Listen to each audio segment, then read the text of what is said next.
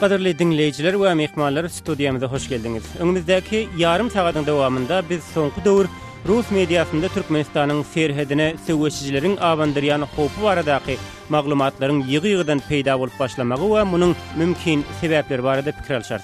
Ortaýatyň habar serişdelerinde bu mesele dogrusunda barha köp maglumatlaryň orta çykyp başlamagy bilen bir hatarda şol raportlarda Türkmenistanyň özüni gorap bilmegi üçin Moskwanyň himayatyna mätäçligi hem aýratyn bellenip geçilýär.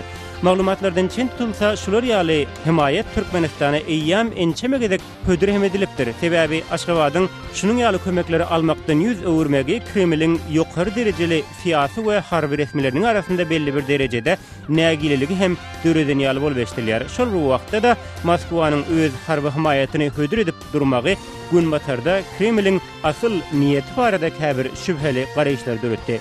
Şuňky söhbetimizin dowamında biz bu mesele türlü taraplardan çemeleşmäge tiňişýär.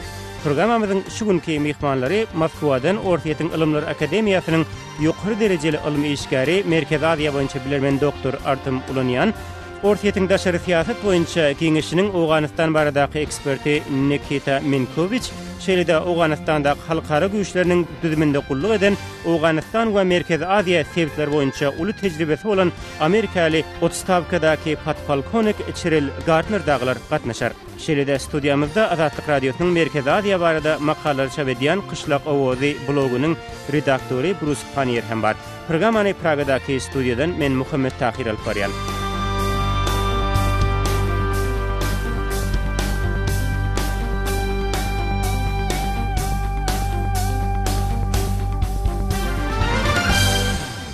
Qadirli dinleyijiler we mehmanlar, söhbetimize başlaýar.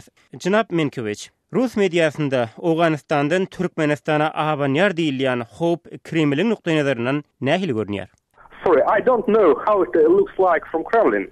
I haven't been there for a long time.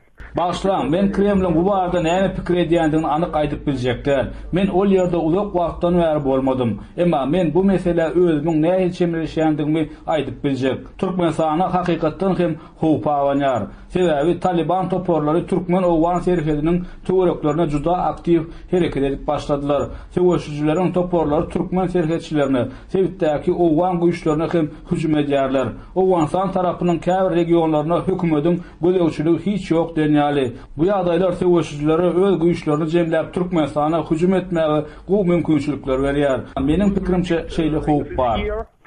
Some terrorist acts happened later, but it is possible, in my opinion. Jynap Minkovic, sag bolun, Ortaýatyň habar serişdelerinde bu mesele dogrusunda çap bolýan maglumatlarda esasan iki ýagdaý hasda köp gözelýär. Olaryň biri Türkmenistan bilen serhetleşýän Awganistanda barha yaramazlaşýar diýilýän howpsuzlyk ýagdaýlarynda Türkmenistanyň özüni gorap bilmejektigi, ikinciden şeýle ýagdaýda Aşgabada Moskwanyň himayatynyň zerurdygy.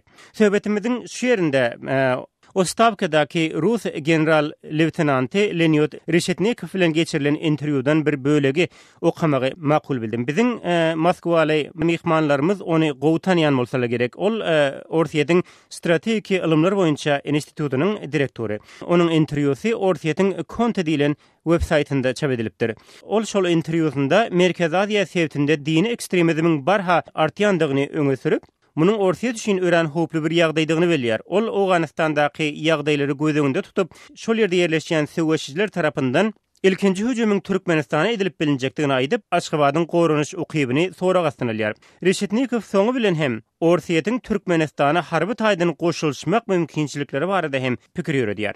Jynap Ulonyan, siz bu pikir bilen ylalaşýarsyňyzmy? Not of course. Unfortunately, my assessments, of course, are confronting to those expressed earlier. Elbette, yok. Gynansak hem meniň öz garaýşlarym muňa çürt kesip garşy gelýär. İlki bilen Awganistanyň Talibany barada bir hereket, bir gurama we bir ideologiýa hökmüni gurrun etmeli. Ideologiýa nukdaý nazaryndan olar öz garaýşlaryny tutuşdurýar. Şol sany Merkez Aziýa sebätine hem ýaýratmak isleýärler. Emma hakykat ýüzünde sebätiň syýasaty durnuklugy talap edýär. Egerde taryhy ser salsak, Türkmenistanyň olarky prezident Sapar Murat Niýazow öz öwrüne Taliban ýylyany bilen gowgatlyçyklar saklamak başardy. Diňe bir gowy gatnaşyklar bilen çäklenmän olar käbir umumy proýektler barada hem işler alyp barypdylar. Mysal üçin şol ýogur Awganystanyň üstünden Pakistana we Hindistana türkmen gazyny aktarjak Trans-Awgan proýekti barada gepleşikler başlanypdy. Şol sebäpden men Talibanyň sebitdäki durnukly ýagdaýlary bolmaga ýürek edip biljekdigini çaklamaýaryn. Sebitin öz ýurtlaryndan başga da regionda köp sanly oýunçylar bar. Egerde Taliban serhede hüjüm edäse, Russiýanyň, Abaşanyň we Hataýyň garada durjokdygyny çaklamaýaryn. Hawa, dogry özüni Taliban bilen ilteşdirýän bir topar kontrolsuz jeňçileriň toparlary bar. Olaryň serhetde käbir meseleler döretmek mümkin. Emma umuman alnanda Talibanyň Merkezi Aziýany durnuksuzlaşdyryjagyny çaklamaýar. General, I am not sure that Taliban is going to destabilize situation in the Central Asia region. Jynap Ulunyan onda Ors mediasynda bu barada ýygyderli berilýän howsalaly maglumatlaryň sebebi näme? It's rather difficult to define the real purposes of the power since it is Moskvanyň anyk niýeti barada takyp kurdat aýdyp bolmaly diýäryn. Sebäbi aglawa zatlar ýapyk kapylaryň aňyrsynda bolup geçýär. Emma her neçikde bolsa käbir zatlar çaklap bolýar. Sebäpde häzir krizis alamatlary dörep başlady. Şol sebäpden Kreml bu ýagdaýlardan peýdalanyp, mundan 20 ýyl odal garaşsyzlygyny alan döwletlere basyş edip öz täsirini güýçlendirjek bolýar. And it is rather useful situation for involvement, I think. Polkovnik Gardner, siz Awganystanda gulluk geçirip häzirki gürüňne diýen ýagdaýlarymyzy ýakyndan synladyňyz. Rus mediasynda Awganystandan Türkmenistana hüjümüň edilip bilinjektigi baradaky habarlara siz nähil baha berýärsiňiz? Olara nähil düşünmeli?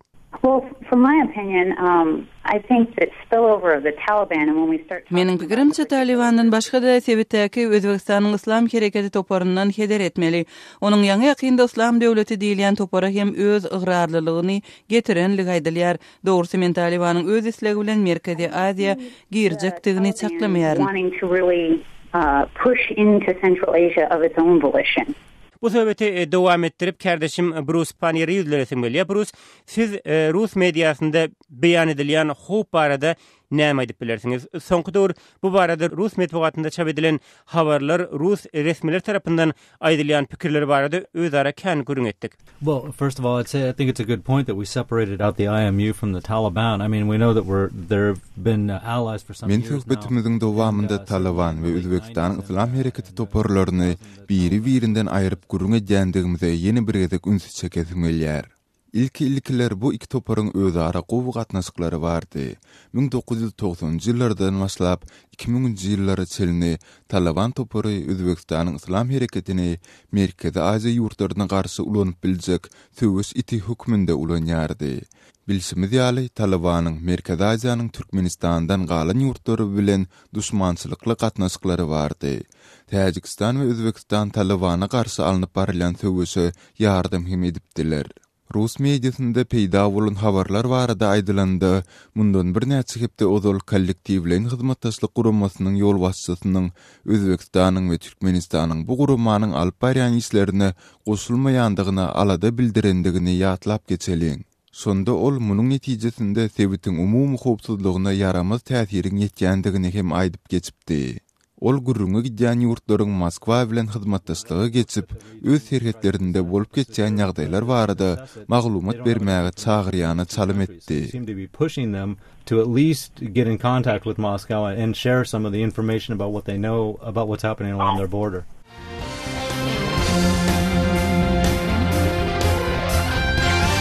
Gepleýär Azatlyk Radiosu. Biz Rus mediasynda Türkmenistana, Awganystandan abanýandyg aýdylýan howp barada ýygyderli çap edilýän maglumatlar we onuň bolaýmagy mümkin sebäpleri hakda görüň edýär. Programmamyzda Moskwaly ekspertler Dr. Artem Ulunyan, Nikita Menkovich, Birleşen Ştatlarynyň Otstavkadaky podpolkovnik Cheryl Gardner we Pragadan Azatlyk Radiosynyň Merkezi Aziýa boýunça eksperti Bruce Panier daglar gatnaşýarlar. Programmany Pragadaky studiodan men Muhammed Tahir alparyan. Jänap Menkiewicz ýene size dolanmakçy. Diňe metbugat bilen çäklenilmän Rus resmileriniň hem bu mesele uly üns berýändigini aýtmagy esas bar ýaly bolup görünýär. Moskwa Türkmenistana hop habanýar. Türkmenistan bizden kömek soramaly diýen ýaly pikirleri gözüňde tutup aýtsak. Moskwanyň bu gurdan mundan beýlek ätjek ädem hakda näme aýdyp bilersiňiz? Ýagny orsiýet haýsyny okada çelli gidip biler bu barada. First of all, I just want to add a few words about the situation in the region. As my colleague mentioned. İlkiler men sebetin ýagdaýy barda ikaga söz aýdasym gelýär. Ýa-ni meniň eginleşimim hem belleşýär. Ýa töwne Türkmenistan bilen Talibanyň gatnaşyklary onçokly yaramaly hem däli. Emma häzir ýagdaýlar beýle däl ahyrin. Gatnaşyklar erwetleşdi. İlkiler Türkmenistanyň neşe seýişçileriniň gaçakçylygyna garşy alınıp barlayan işleri nyktak geçmeli. Sebäbi men näki maglumatlary ura Talibanyň ýyllyk girdijileriniň 40% töweregi neşe tewdasyndan gelýär. Egerde olar öz neşesini Türkmenistana geçirip bilmeseler, bäde ýitirilen pulun üstünde düşünüşmezlikler bolar. Siziň soňky soragyňyza verilen hawa Moskwa mesele çynlykka çemeleşýär. Emma bu Kremlin desini herekete geçecekdigini anlatmaýar. Sebäbi Türkmenistan onuň hökümeti garaşsyz. Olar öz ýörejek ýoluny özleri kesitleýärler. Egerde Aşgabat kömek sorap ýutsa, Russiýa elbetde kömek eder. Emma Türkmen resmileri häzirki pursat goranmak meselesinde Moskwa bilen hyzmatdaşlyk etmek islemeýän bolsalar, goýul şeýle bolsun. Russiýa garaşar we bolup geçýän zatlary gapdalansynlar. On security questions and do have information cooperation.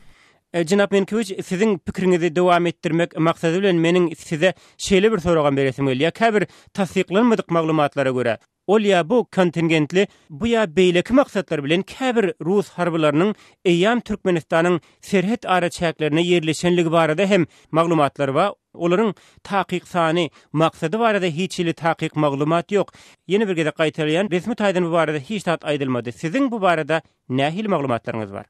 In my opinion, this is impossible on the current level. Meniň pikirimçe Türkmen Rus gatnaşyklarynyň häzirki ýagdaýy gözeňinde tutulyp aýdylanda bu mümkin däl. Men muny tasdiklap biljekdir.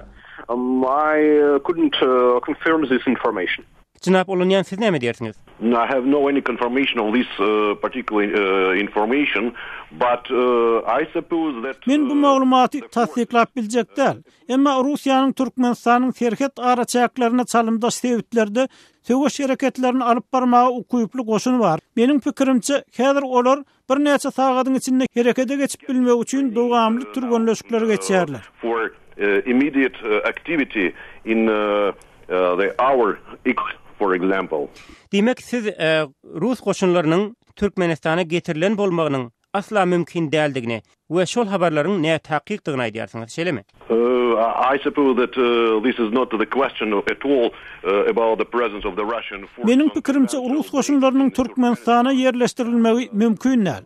Men Aşgabatyň özüniň keskitleýän bir taraplyk siýasatyndan el çekip biljekdigini saklamaýaryn. Ýöne meniň ýaňhem belleşim ýaly gysgaly ýagdaýda uğradyp bolar ýaly Russiýada ýörüýti operasiýalar üçin niýetlenen goşunlaryň türgünleşdirilýän bolmagy mümkin. Emma ulusanyň hemişelik Rus goşuny baradaky maglumatlar bilen alalaşyp biljekdir. Men Türkmen resmiýetleriniň beýle karary alyp biljekdigini saklamaýaryn. Açyk aýtmaly bolsa, olar ýokary derejede taýýarlanan daşary ýurt goşunynyň ýurtda bolmagyndan howatyr edýärler. Well-trained forces could present in their state. Rus, siz hem Rus goşunlarynyň Türkmenistanda peýda bolanlygy baradaky tasdiklanmadyk maglumatlar barada kelama söz aýdaýsaňyz, siziň goşşakdaryňyz barmy? Well, it certainly did get a lot of play in some of the reports in the West that there were supposedly some Russian Bu barada durly maglumatlar bar. Käbir habarlardan çen tutsaň Türkmenistanyň serhet ara çäklerini Rus harby ekspertleri we hatda goşunlar hem çağırlypdyr. Bilsimiz ýaly Türkmen hökümetinden nähildir bir maglumat almak tas mümkin däl diýenýäli. Hususi sebäpli hem käbir musmuslar barha girmalýar. Türkmen hökümeti daşary ýurt habar teristlerinde peýda bolýan itilendik maglumaty ne tasdiklaýar ne de inkar edýär. Rus goşunlarynyň Türkmenistana çağırlandygy baradaky maglumat ilki bilen opozisiýon Türkmenistanyň kronikasy web saytynda çap boldy. Munyň izi bilen beýle habar teristleri hem oňa talgylanyp bu informasiýany çap etdiler. Türkmenistan'ın kronikası web saytında çap bolan sol maglumatda Türkmenistan'da özbek karabularynyň hem bardygy aýdylýar. Bu da taýyk maglumat bolman biler. Emma Rus-Türkmen gatnaşyklary göz öňünde tutulanda Rus karabulary bar diýenden bu hakykata has ýakyn bolup esdilýär. Türkmen resmiýetleri hiç bir maglumat kommentirlemeýärler. Egerde olar ortağa çykyp, "Ýok, bu maglumat ýalan" diýseler, onda biz hem belki başgaça çemeleşerdik. Emma olar dymdygyça adamlar hem bu maglumatlara has ynamly garaýarlar. The Turkmen government has an interest in just not admitting it to it or talking about it publicly at all. Patpolkonik Gardner, siziň nähildir bir maglumatyňyz barmy? Ýagny Amerikaly çeşmeler bu barada bir zat diýerlermi? Well, I haven't heard anything confirming the presence of Russian troops, and as has already been pointed out... Men Rus goşunlarynyň Türkmenistanda hereket edýänligi baradaky maglumaty tasdiklap biljek hiç zat eşitmedim.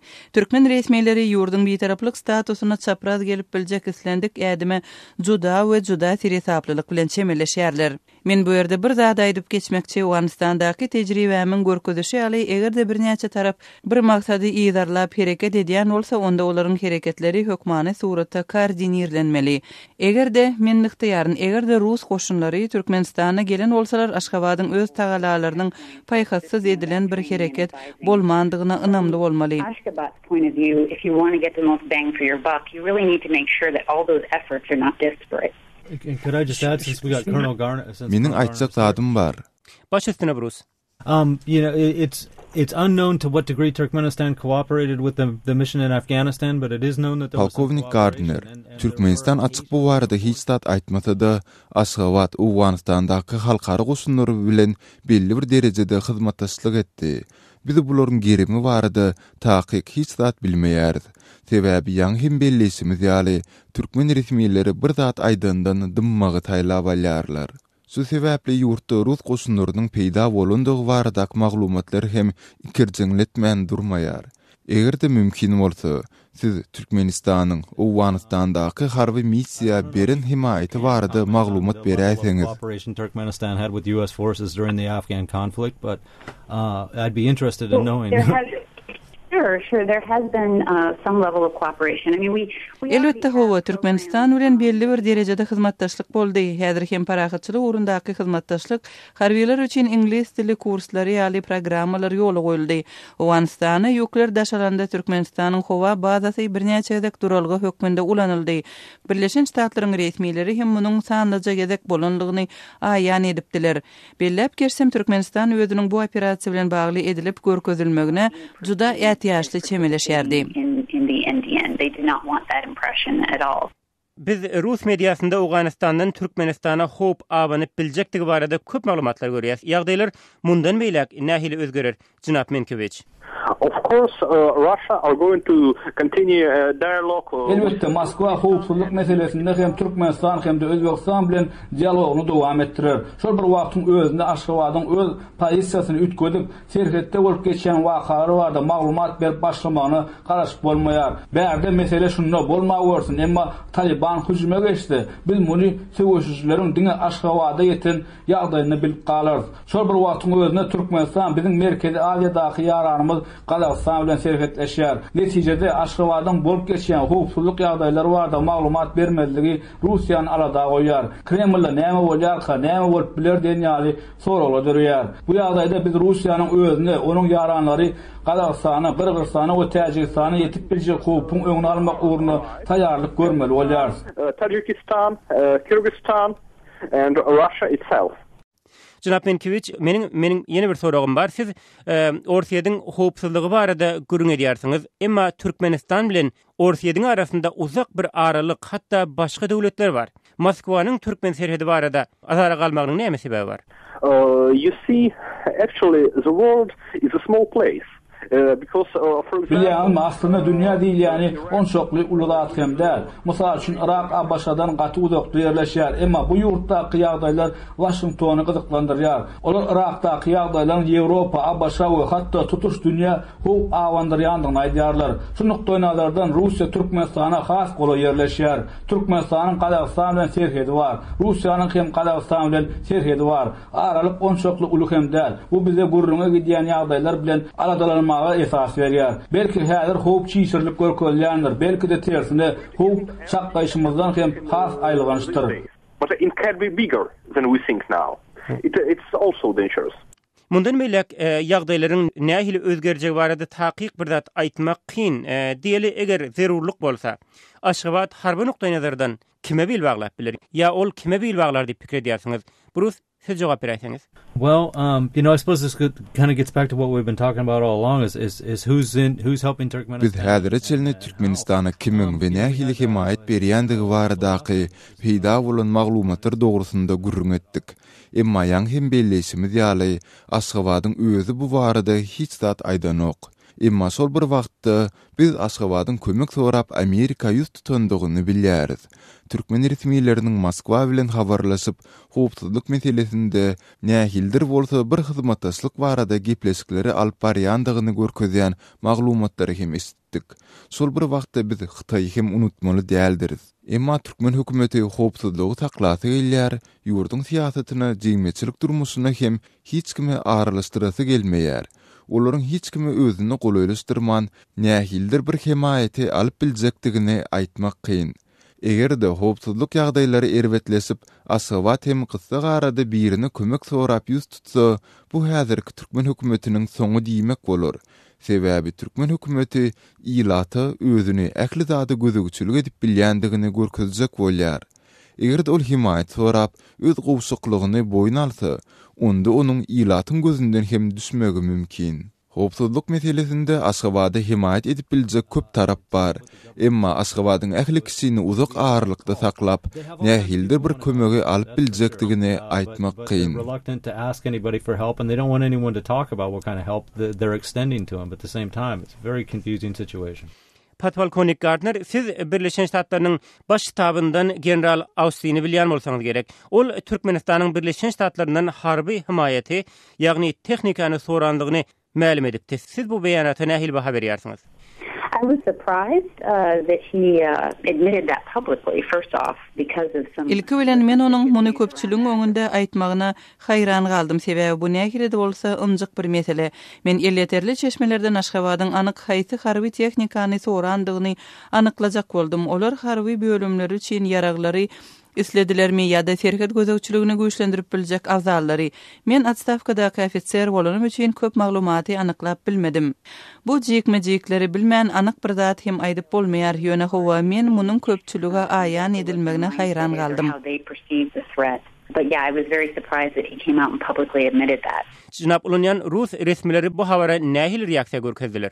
As I know, practical this information hasn't been analyzed. Minnek bar bolan maglumaty görä bu habar onçoklu analizlap hem durmadylar. Moskwada esasan Russiýanyň edip biljek himayeti barada gurrun edilýärmi kadýaryn. Hawa wagtyl Russiýada Merkez Aziýanyň siýasy manyny ABŞ tarapyndan alınmak barada gep gurrunlar çykýar.